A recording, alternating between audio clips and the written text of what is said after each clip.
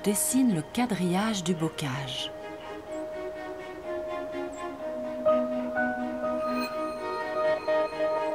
Un paysage familier entretenu par l'homme depuis des siècles pour délimiter ses terres et protéger ses bêtes. Ce milieu est artificiel, pourtant il grouille de vie sauvage. Comment les plantes et les animaux se sont-ils adaptés à la présence des humains?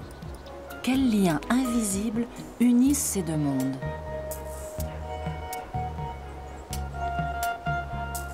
Dans le bocage, l'extraordinaire se cache dans l'ordinaire.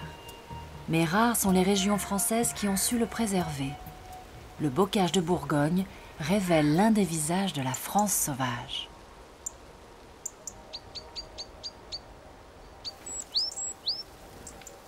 La haie offre aux oiseaux un vrai banquet de Saint-Sylvestre. Pour le merle et la mésange, les baies rouges de l'églantier sont autant de billes de caviar, de bonbons à la vitamine C.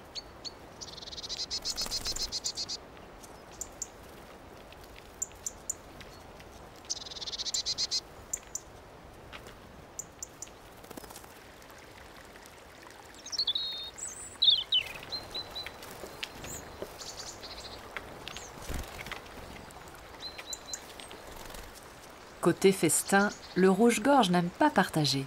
C'est un solitaire que l'on rencontre toute l'année au détour des chemins. En hiver, le rouge-gorge gonfle ses plumes pour s'envelopper d'air chaud. Son plumage lui offre la plus douillette des doudounes.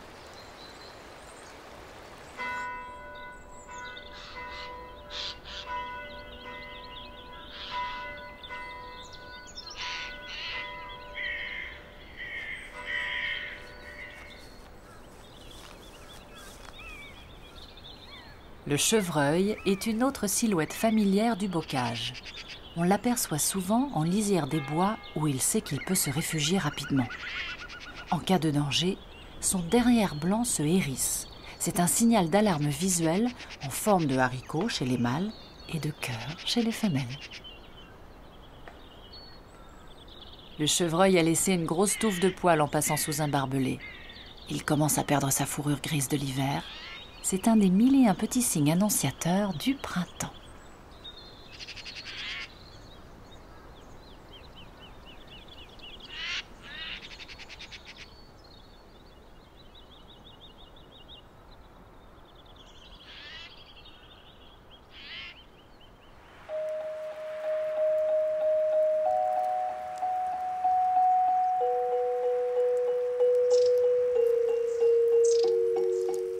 Les journées s'allongent, la température monte, la neige fond.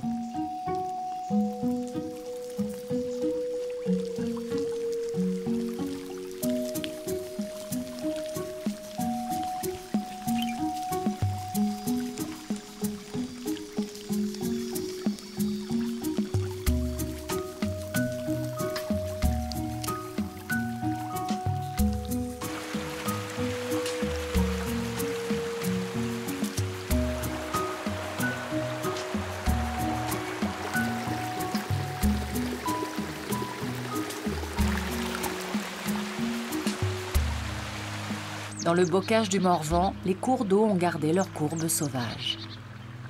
Ils serpentent naturellement au milieu de haies bien droites.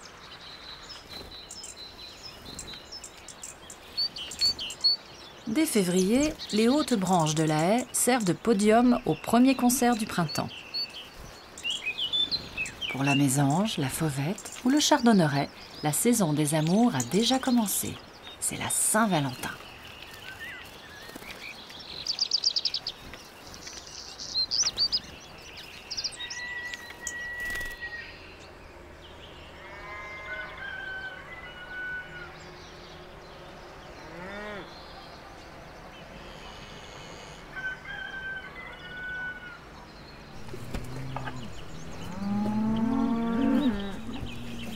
Dans les prés, les vaches sont aux premières loges. Comme tous les mammifères, les vaches perdent leurs poils d'hiver. Sans le savoir, elles font des cadeaux de noces aux oiseaux. À leurs pieds, tous cherchent des matériaux pour la chambre des petits.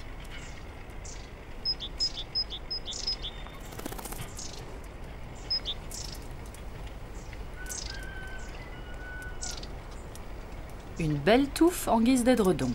Ça tombe pile poil pour la mésange charbonnière.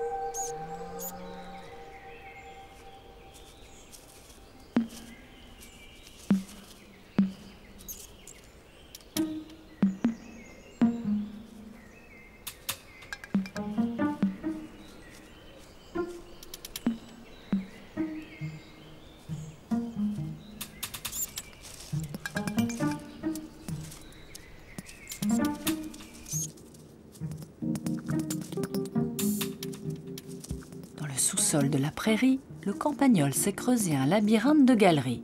Au centre, un petit nid d'herbe sèche tout confort, à l'abri des regards.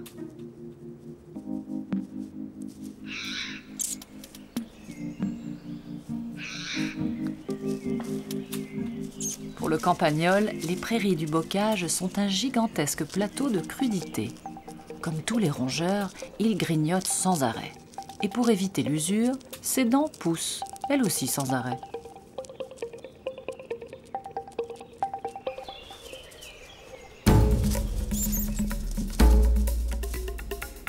À la moindre alerte, le campagnol file se cacher. C'est un hyperactif, dont l'espérance de vie ne dépasse pas 1 an et demi. Pour compenser, il se reproduit très vite. Très très vite. Chaque femelle peut avoir jusqu'à 60 petits dans la même saison.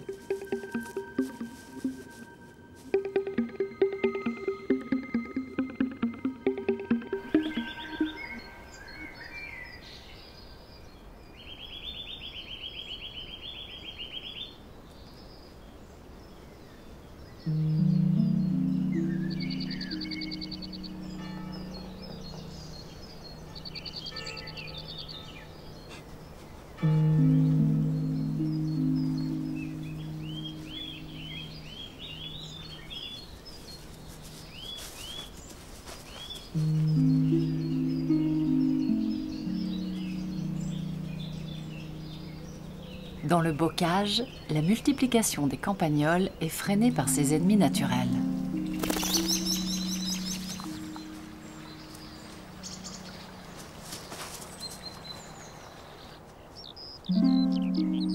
Le plus actif est le renard roux. Il est à l'aise partout, maître renard. Et il adore les campagnols. Oreilles en alerte, le renard chasse à l'approche.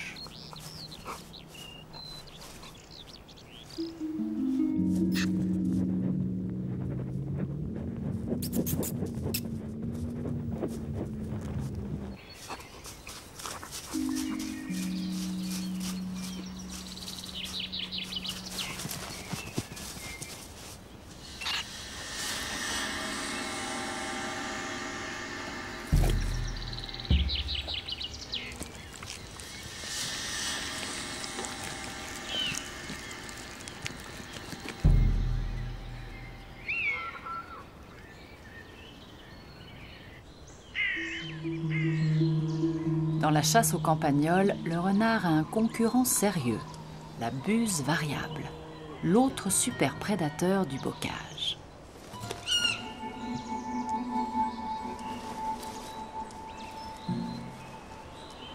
La buse chasse à l'affût.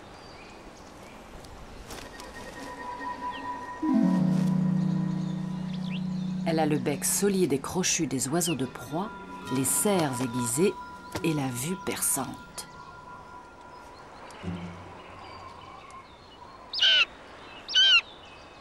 Deux prédateurs, deux méthodes. En éliminant les rongeurs, le renard et la buse préservent les cultures.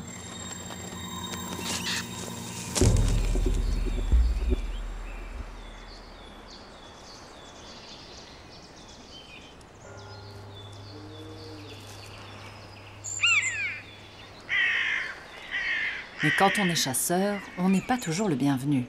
La corneille déteste les rapaces. Ce sont pour elle des prédateurs et des concurrents qu'elle n'hésite pas à attaquer en plein vol.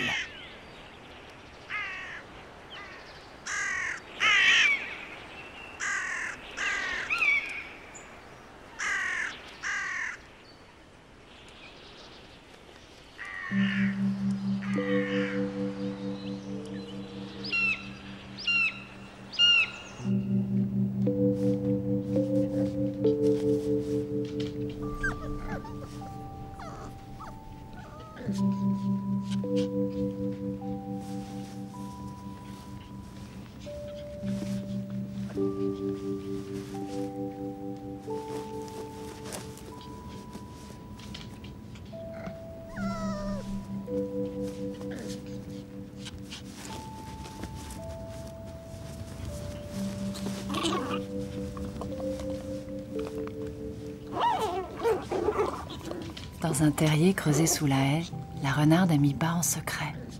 Les petits ont à peine 2 semaines. Ils n'ont pas encore ouvert les yeux.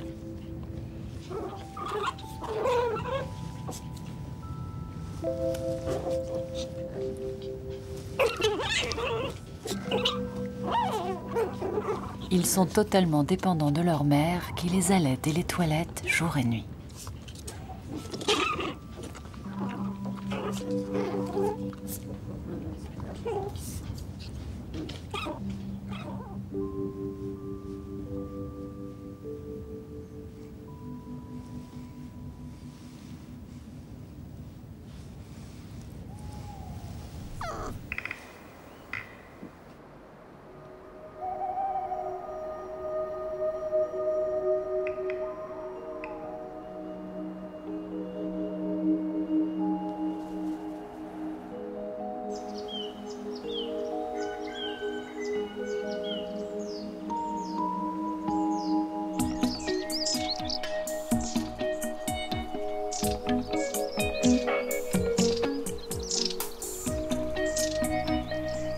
Mars.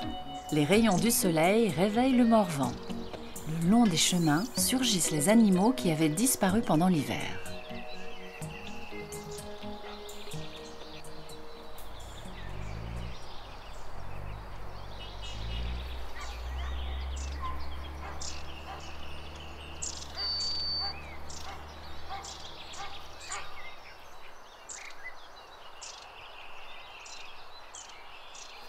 Tel un dinosaure miniature, le lézard se chauffe au soleil.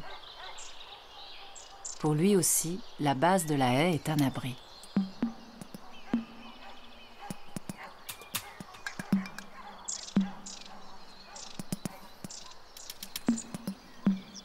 Pendant que le lézard lézarde, les fourmis fourmillent.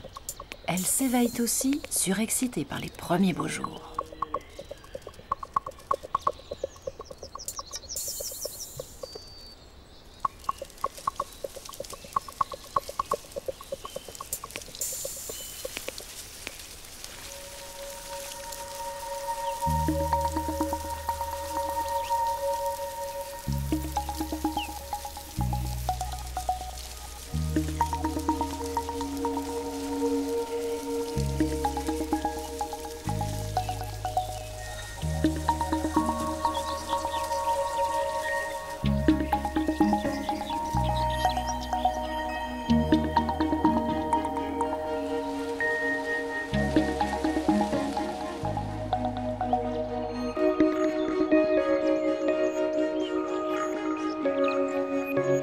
Les étages de la haie, c'est le grand réveil du printemps. Au dimanche des rameaux, les bourgeons éclosent dans la haie. Dans toute la Bourgogne, le monde végétal reprend vie. Les pruneliers colorent le bocage en blanc.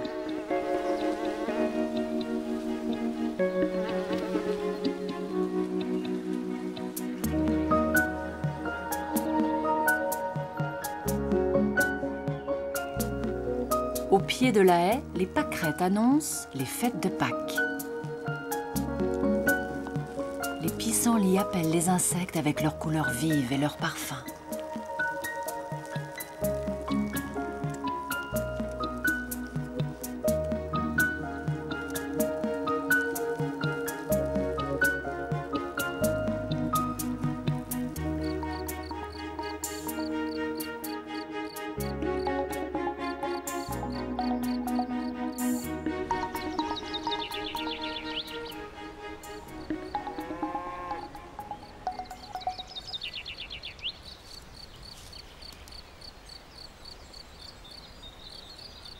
Le bourdon terrestre est l'un des premiers à pointer ses mandibules dehors, encore engourdi par l'hibernation.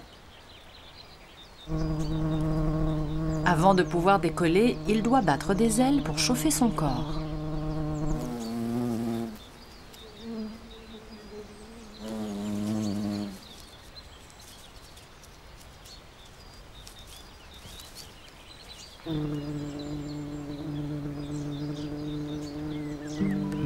Au printemps, il n'existe aucun mâle chez les bourdons.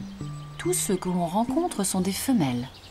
Celle-ci a survécu à l'hiver et une mission essentielle l'attend. Elle doit fonder une colonie pour assurer la survie de son espèce. Première étape, reprendre des forces en butinant.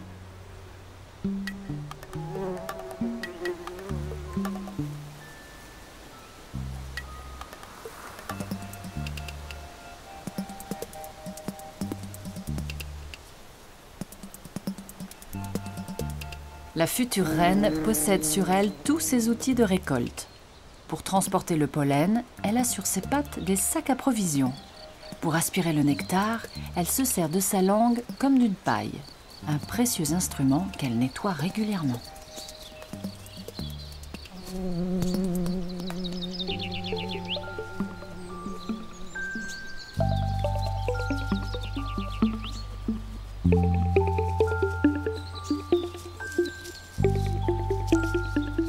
La deuxième étape est cruciale. Elle doit trouver un emplacement pour installer son nid.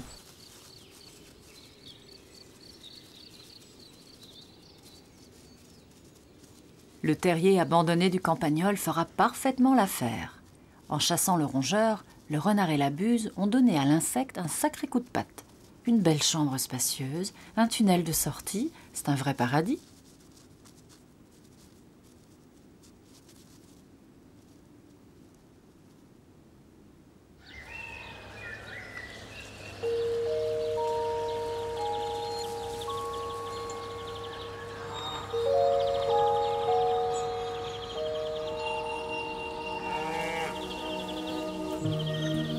Avril.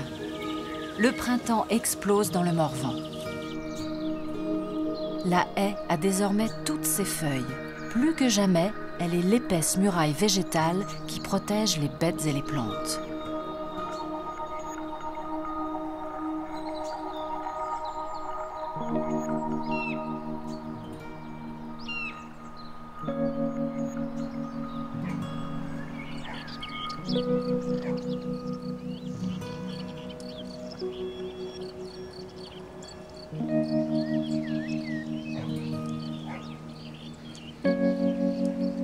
Au pied de la haie, une drôle de fleur joue les pièges à mouches, l'arôme. Dans son cornet, une tige se dresse comme un bâton d'encens. Elle émet de délicieux parfums de charogne, irrésistibles pour les insectes. Attirés par les odeurs, les moucherons plongent dans le cornet. Mais des poils les empêchent de remonter, comme un tourniquet à sens unique. Les moucherons restent prisonniers dans l'arôme pendant plusieurs jours, le temps de s'imprégner de pollen. On peut en compter 20, 30, parfois même des milliers. Quand leur prison se fanera, ils iront se faire piéger dans d'autres arômes et ils les féconderont.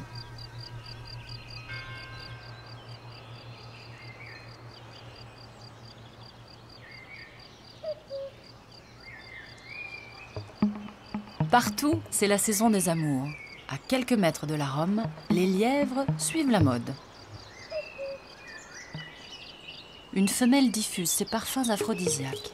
Les mâles en surchauffe courent comme des fous et s'imprègnent de ses effluves.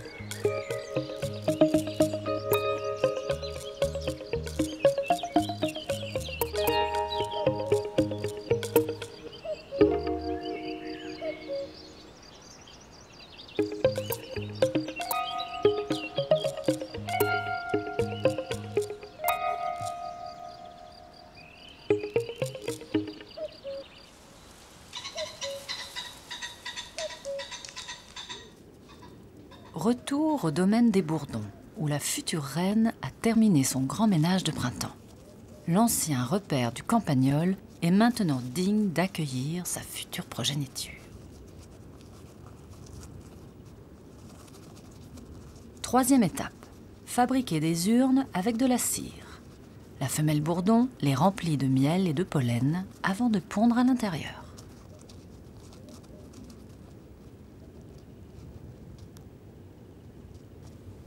Quand il fait froid, elle couve ses œufs. Elle secoue son corps pour faire monter la température et mieux chauffer ses petits berceaux.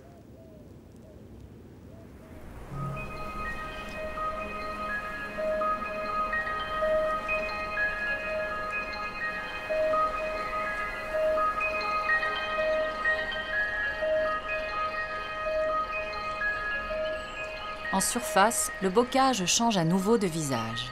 Après la période blanche des pruneliers, les églantiers sont désormais les stars de la haie. Les églantines sont les ancêtres sauvages des roses, et les insectes butineurs en raffolent. Parmi eux, l'abeille domestique, qui n'est autre que la cousine du bourdon. Un essaim vient de quitter la ruche surpeuplée. Suivie par son armée d'ouvrières, la reine des abeilles fait une étape au cœur de la haie avant de trouver l'endroit idéal pour établir une nouvelle colonie.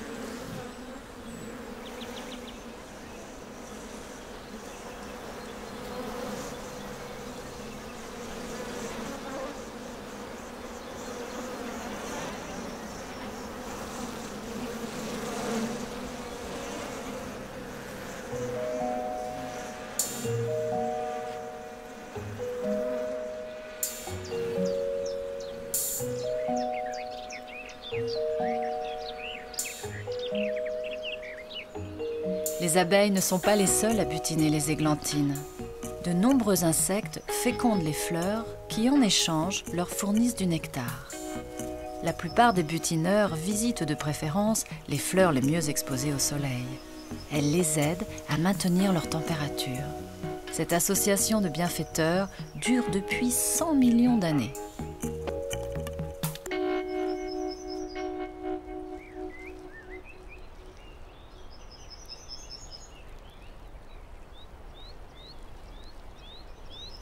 Cette chenille vorace doit consommer énormément d'églantiers pour devenir un jour un beau papillon.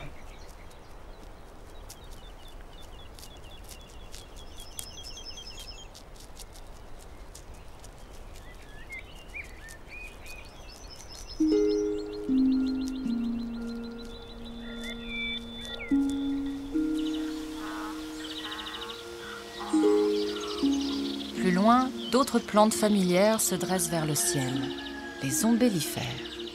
Comme l'arôme, elles méritent le coup d'œil du promeneur. Leurs petites fleurs offrent de vraies pistes d'atterrissage aux insectes.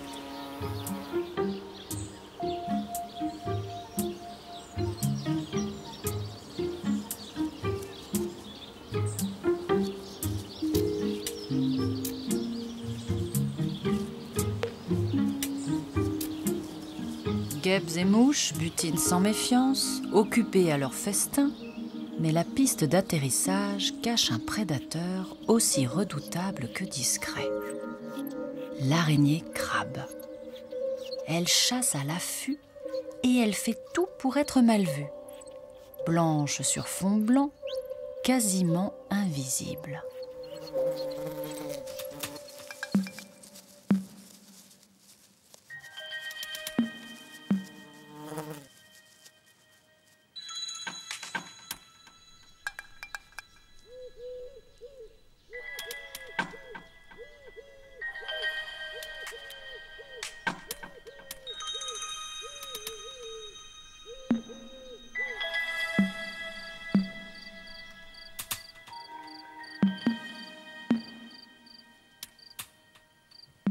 Dans chaque recoin de la haie, de mini-écosystèmes s'activent, avec leurs mini-proies et leurs mini-fauves.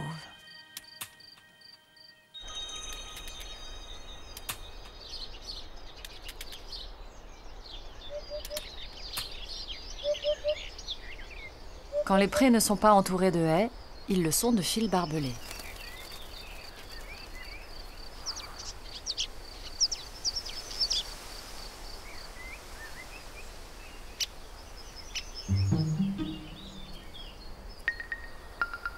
Le piquet-pêche grimpe au piquet comme sur des arbres. Occupé par sa recherche d'insectes, il perturbe la pie grièche écorcheur.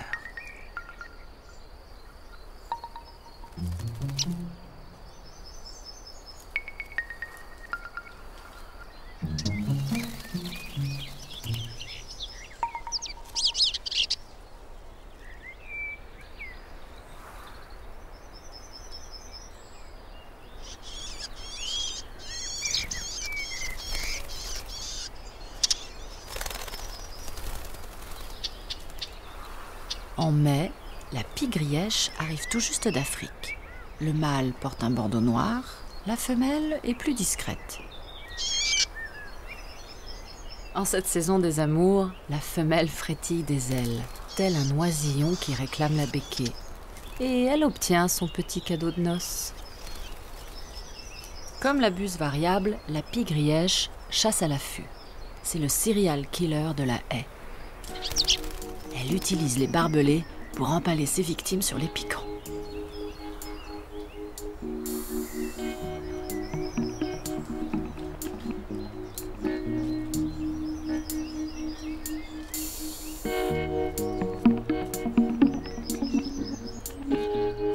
Le couple a capturé toute une famille de campagnols pour nourrir la sienne.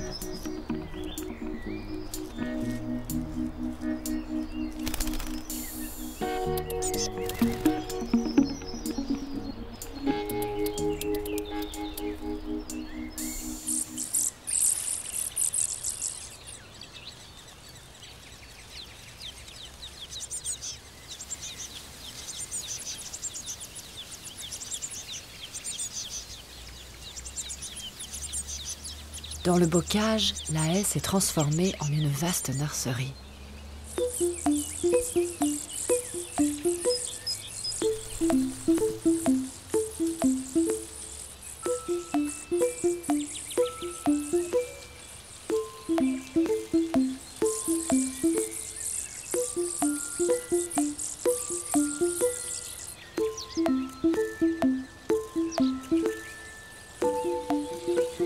La mésange, la bergeronnette et le pinson nourrissent leurs petits avec les insectes chassés à proximité.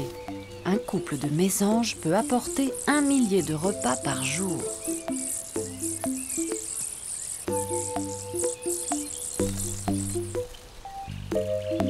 Les fientes des oisillons sont enveloppées dans des sacs fécaux que les parents évacuent régulièrement. La nature a inventé la couche culotte.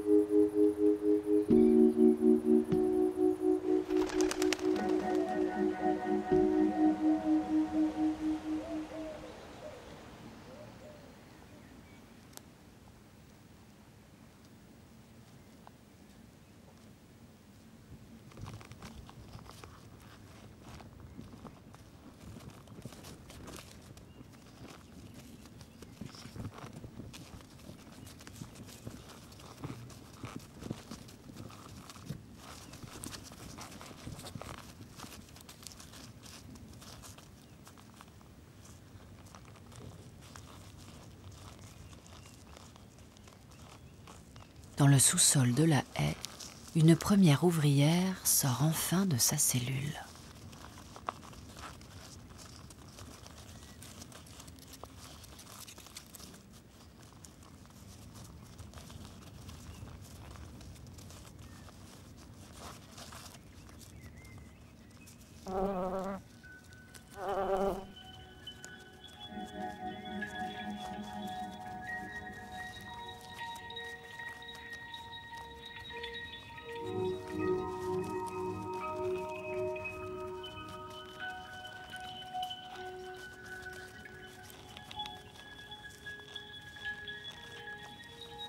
Très vite, les éclosions se succèdent. La reine a maintenant plusieurs ouvrières pour l'aider.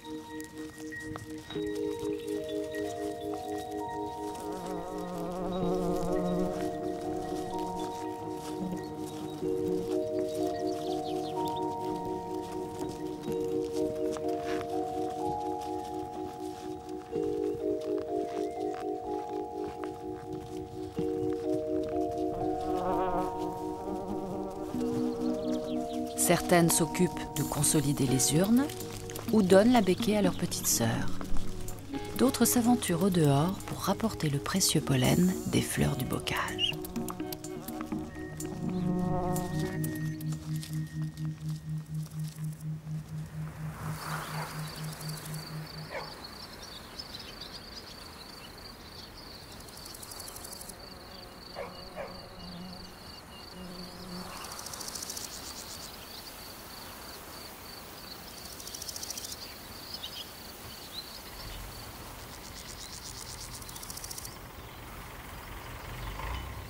Au mois de juin, parmi les renoncules, de douces créatures broutent en famille.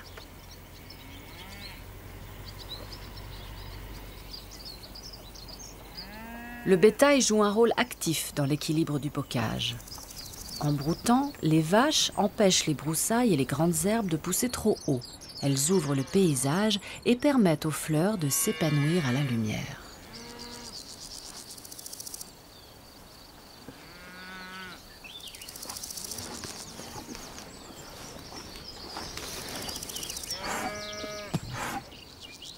Dans le troupeau, le taureau n'est pas forcément le dominant. Il reste souvent à l'écart et s'intéresse aux femelles, surtout lorsqu'elles sont en chaleur.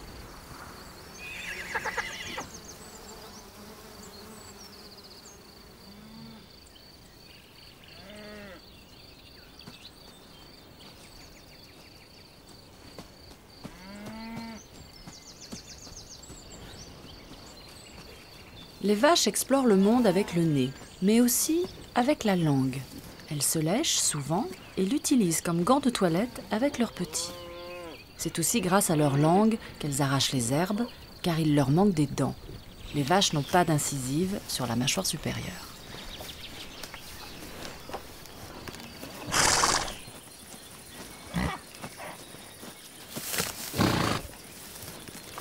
En revanche, pour brouter, les chevaux ont la chance d'avoir toutes leurs dents.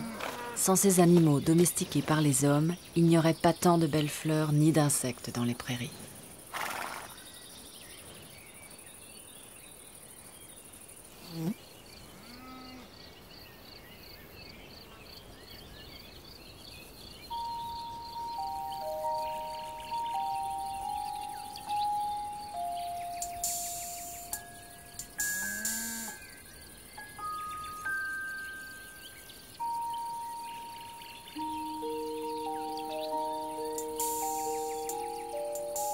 Comme la haie, la prairie est un milieu artificiel contrôlé par l'homme, mais investi par la vie sauvage.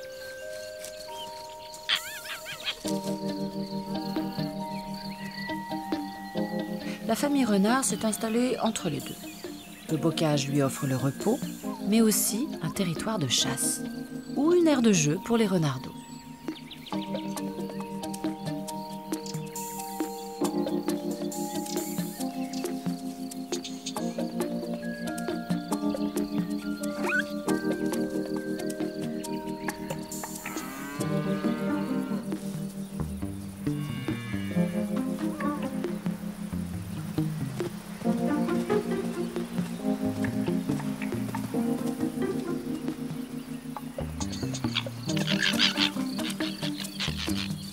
Jouer chez les jeunes prédateurs, c'est d'abord attraper. Et pour les jeunes herbivores, c'est courir.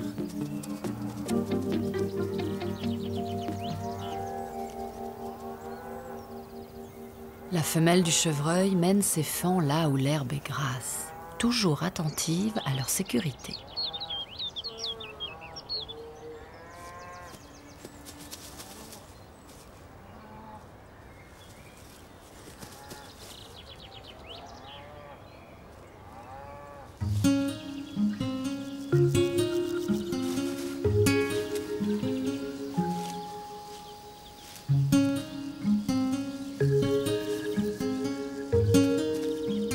Les lapins de Garenne restent à proximité du terrier.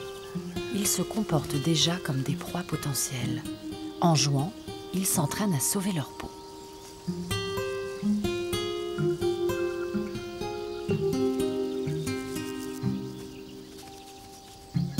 Proie ou prédateur, chacun fait l'apprentissage de la survie.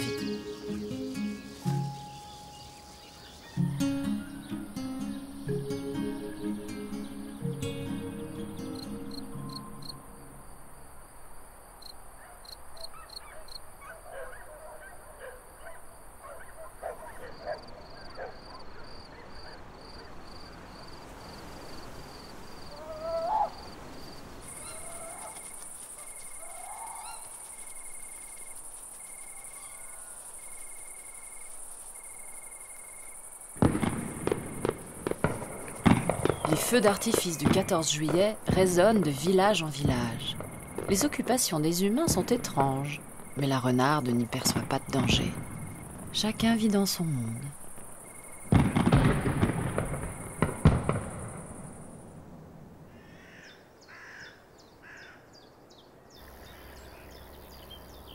En juillet, l'homme fauche la prairie. C'est une aubaine pour la vie sauvage. Le foin coupé rend les proies plus visibles et la renarde en profite.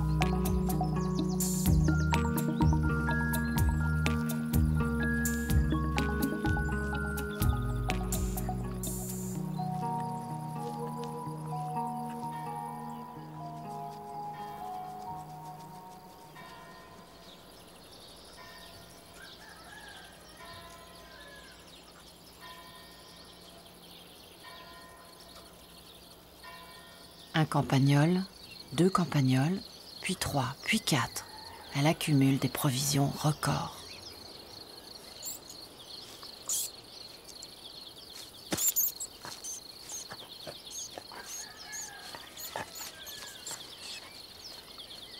Pour nourrir ses petits, la renarde chasse inlassablement, quasiment jour et nuit. En une année, une seule renarde peut éliminer plusieurs milliers de rongeurs.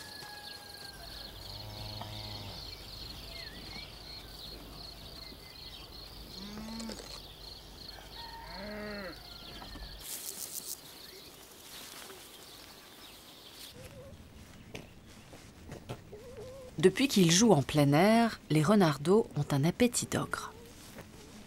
La renarde fait régner l'ordre. En bonne mère, elle éduque ses petits avec ses moyens. Coup de gueule et petite raclée. Elle enseigne aussi par l'exemple. En enterrant une proie, elle leur montre comment faire des provisions.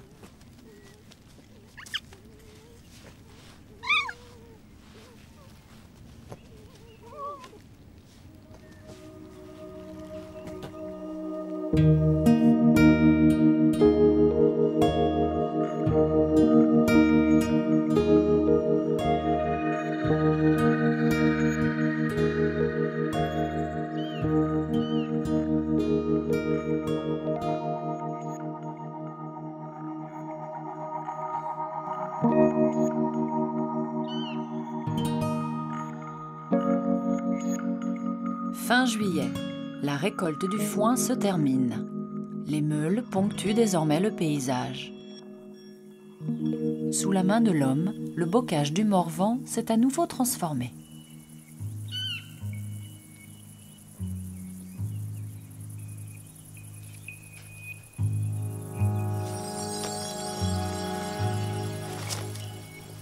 La buse variable en profite aussitôt.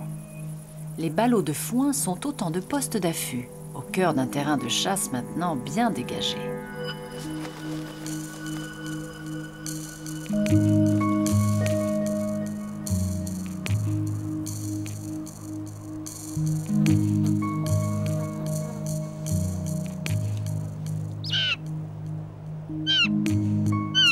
La buse a une arme secrète. Elle perçoit les ultraviolets reflétés par les urines des rongeurs.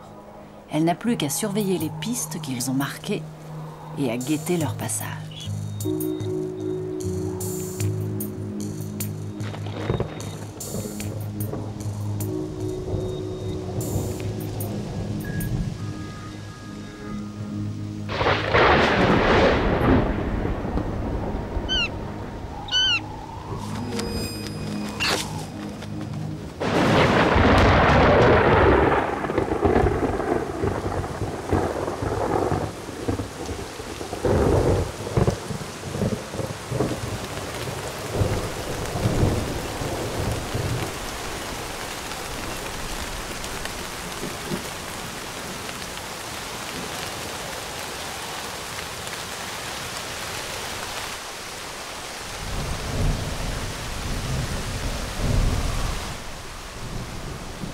Les jours d'orage, la haie joue un nouveau rôle. Elle régule les excès de la météo. Ses racines limitent l'érosion des sols, elles épongent les grandes pluies et restituent l'humidité pendant les canicules.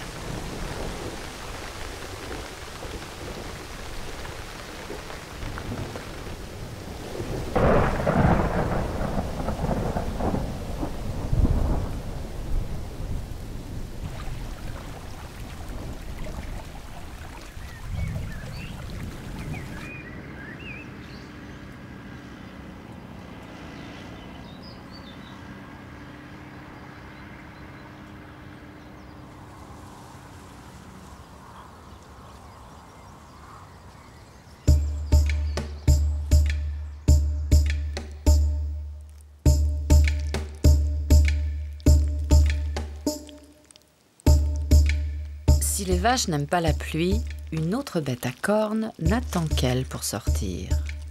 L'escargot ne pourrait pas vivre sans eau, alors qu'il est capable de jeûner plusieurs années. Il est bizarre, l'escargot. À la fois fille et garçon, il a la tête au bout du pied, les yeux au bout des cornes, les dents sur la langue, l'anus dans la narine. Il pond par la tête et il boit par la peau.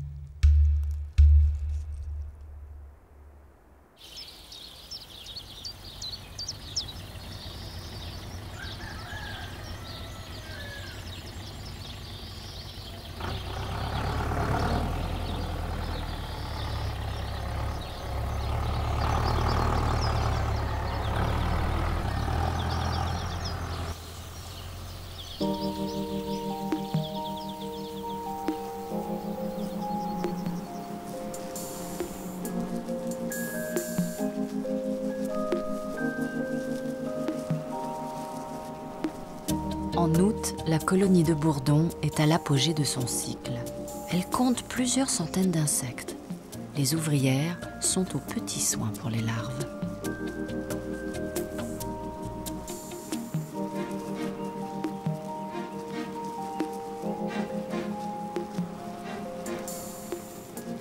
Si elles sont bien nourries, celles-ci deviendront un jour des mâles et des femelles fertiles qui pourront à leur tour perpétuer l'espèce.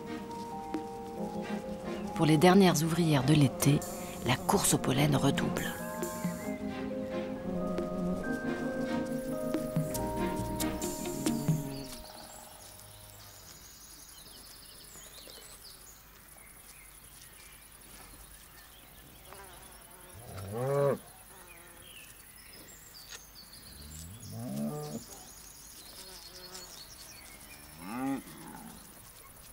Les trèfles comptent parmi les fleurs préférées des bourdons, qui sont quasiment les seuls insectes capables de les féconder.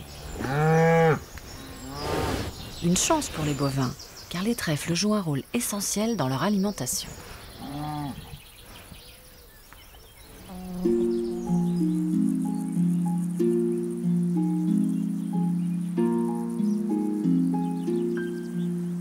Fin août, les fruits de la haie commencent à mûrir. Elle entre dans sa période rouge. L'églantier a bien changé. Fécondés par les bourdons, les abeilles et les autres butineurs, les roses sauvages sont devenues de belles baies rouges, les cynorrhodons.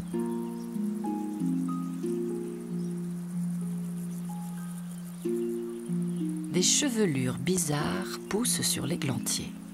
C'est une minuscule guêpe parasite qui a piqué la plante.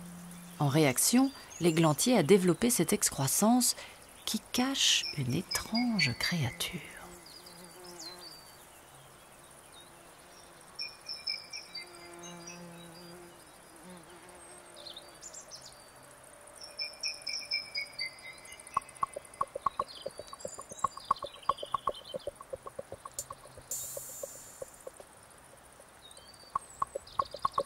Le petit monstre n'est autre que la larve de la guêpe.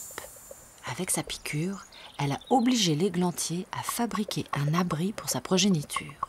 La plante offre ainsi le gîte et le couvert à son propre parasite.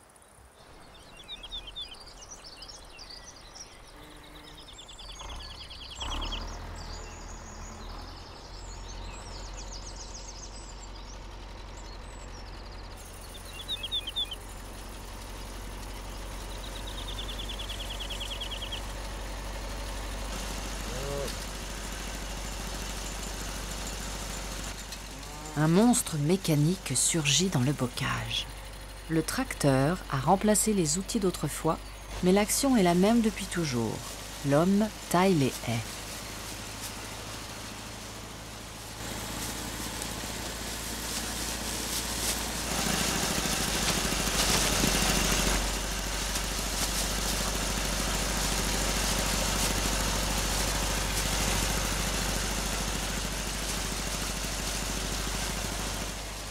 Une opération destructrice?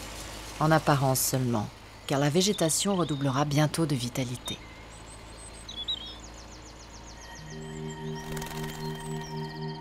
Tout l'été, la haie a abrité la vie. Elle va se régénérer et continuer à jouer son rôle de bienfaitrice.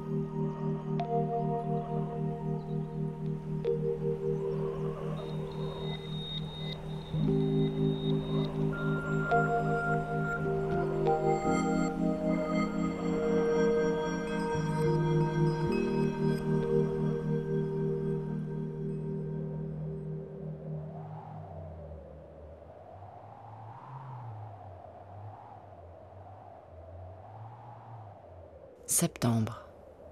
Un étrange silence règne dans le palais royal. La colonie de Bourdon s'est éteinte.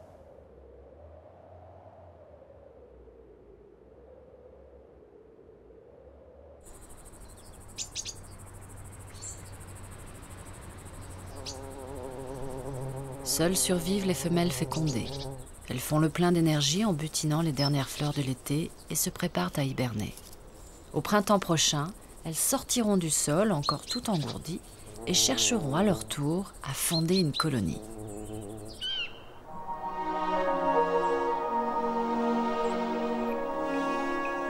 Ainsi se dessine un des grands cycles de la vie du bocage. Une histoire de lien aussi fort qu'invisible entre les bêtes et les hommes. Au commencement, il y a le campagnol. En le chassant, le renard et la buse libèrent son terrier. Le bourdon s'y installe pour se reproduire.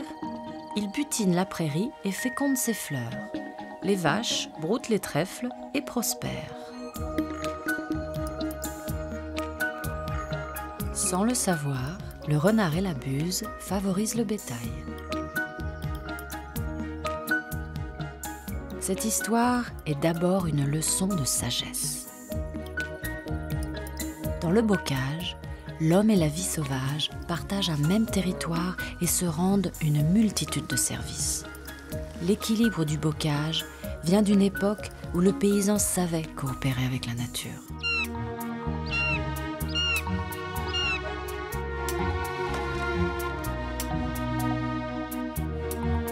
Pourvu qu'il soit préservé longtemps et qu'il frémisse encore de 1001 histoires secrètes.